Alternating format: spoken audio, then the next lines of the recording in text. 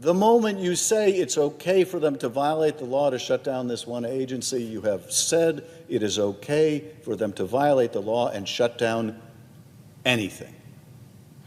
Anything. If they can do this with USAID, they can do this with the Department of Ed. If they can do it with the Department of Ed, they can do it with Head Start. If they can do it with Head Start, they can do it with Medicaid. If they can do it with Medicaid, they can do it with the Social Security.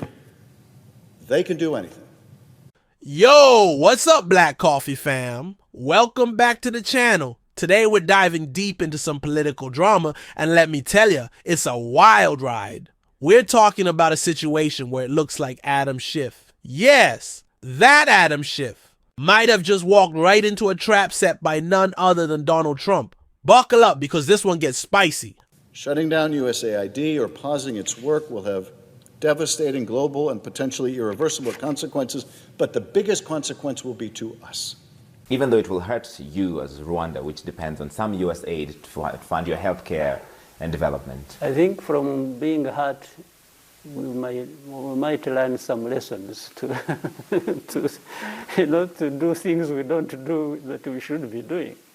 This is why I'm saying, yeah, this aid thing, which I've never been a friend of it, much as I've been a beneficiary of it.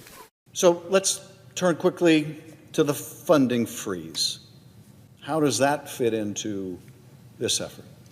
There was a memo, as we know, to freeze all federal funding, federal loans and assistance. We saw the reports, the days of chaos.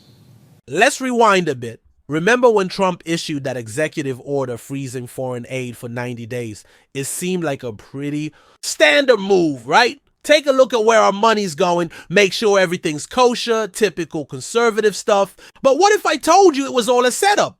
According to some reports, that freeze was actually a carefully designed trap to expose fraud and abuse within government agencies. The idea is that it wasn't about cutting aid as much as it was about seeing who would try to circumvent the order. And guess who was at the top of that list? USAID. Apparently, they were trying to keep the money flowing despite the executive order. So right off the bat, we have a question. Why would they do that if everything was above board? It raises some serious concerns, right? Now, enter Adam Schiff. He's all over the news, decrying these actions. He's fear-mongering, claiming that his actions by Trump and Elon Musk could lead to cuts in programs like Social Security. Is this legitimate criticism, or is it deflection from something else? The narrative pushed by Schiff is that Trump is just trying to enrich himself and his billionaire buddies. He's painting this picture of Republicans raiding the Treasury and cutting essential services to give tax breaks to the rich. But let's be real for a second. Hasn't the left been doing this kind of thing for years now? They cry about wealth, inequality, yet their policies often benefit the wealthy and elite. This isn't new, folks. This is their standard modus operandi.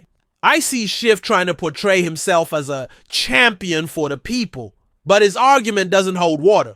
Because when we actually dig deeper, we see this was about rooting out corruption and waste. And let's not forget, it's actually Trump who is proposing to end tax perks for the wealthy, even for some of his own donors. This doesn't sound like a guy who's just out to help his rich friends. And think about the language here. Schiff is accusing the right of raiding the Treasury. He's conveniently forgetting that the Democratic Party has not been exactly frugal, racking up debt and spending taxpayers' money on all sorts of questionable causes for years now. So who exactly is raiding who? It seems like USAID walked right into the trap. According to reports, they didn't just quietly comply with the order. They tried to circumvent it, which then got the Department of Government Efficiency's attention. This isn't speculation. These are the facts of what occurred. This isn't about being anti-aid. It's about being against corruption and waste. How USAID got to the top of the Doge list, I think, is one of the most interesting aspects of this story. So, if you remember, on January 21st, Trump decided he would do a bunch of executive orders, right? And one of them was to pause foreign aid for 90 days. Okay, this seems reasonable. We got to take care of our country. That was part of his mandate for becoming the 47th president of the United States. So a couple of days later, the White House said, hey, this USAID leadership is trying to circumvent the executive order. In other words, they're just going to keep paying people even though the executive order came out.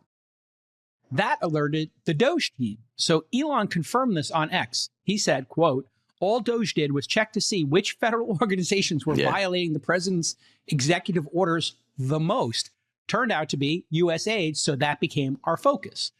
And according to NBC, security officials at USAID tried to prevent Doge from even getting into the building or accessing the systems. To your point, Antonio, the person probably who's got the most to hide is the one who's going to fight the most. Over the weekend, Doge gained access to USAID, and then people started tweeting out all of this, crazy spend and things that any American who looks at it and says, wait a second, if we haven't fixed the goddamn water in Flint, Michigan, why are we sending money to Galway or in Ireland to do a DEI musical? This makes no sense.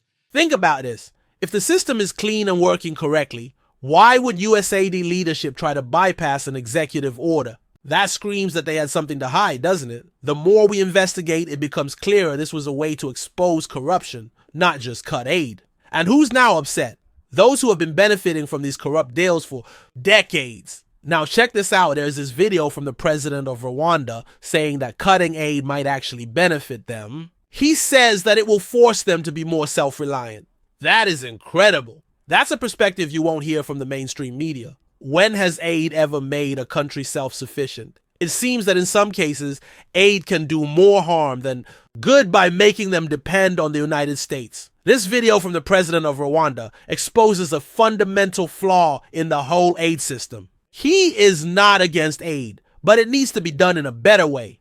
I know that a lot of people feel the same way. It's the idea that sometimes giving money without accountability can create a system of dependency. This is a conversation we need to have honestly about foreign aid and how it can actually hurt the people it intends to help. What's really interesting here is how the left always accuses the right of doing what they're actually doing themselves. It's like they've got a playbook that they follow to a T. They project their own sins onto their political opponents. For them, it's always about power and money, regardless of the consequences to everyday Americans. The Democratic Party, they seem to have their hand in the cookie jar, so they don't want it to end. Once again, this is an effort to prepare to raid the Treasury, to take the resources that belong to the American people and use them to fund a massive tax cut for those who don't need it. And the idea of freezing that funding and inhibiting that recovery so that there can be just a bit more money for Donald Trump and Elon Musk and his allies is anathema to my constituents. And it should be unacceptable for all the rest of us. They accuse the right of trying to take away Social Security, while at the same time their own policies are putting the future of our Social Security system in jeopardy. They cry about the wealthy, but they are taking millions from special interests. They accuse Republicans of corruption while ignoring the blatant corruption in their own party. This is a pattern, and it's time we call them out on it. Now, this isn't about left versus right. It's about being honest, seeing the facts, and holding everyone accountable. We need to be more critical and dig deeper. So what's the takeaway here? It looks like Adam Schiff fell right into Trump's trap. He tried to paint Trump as some kind of corrupt villain while his own party is neck deep in the swamp.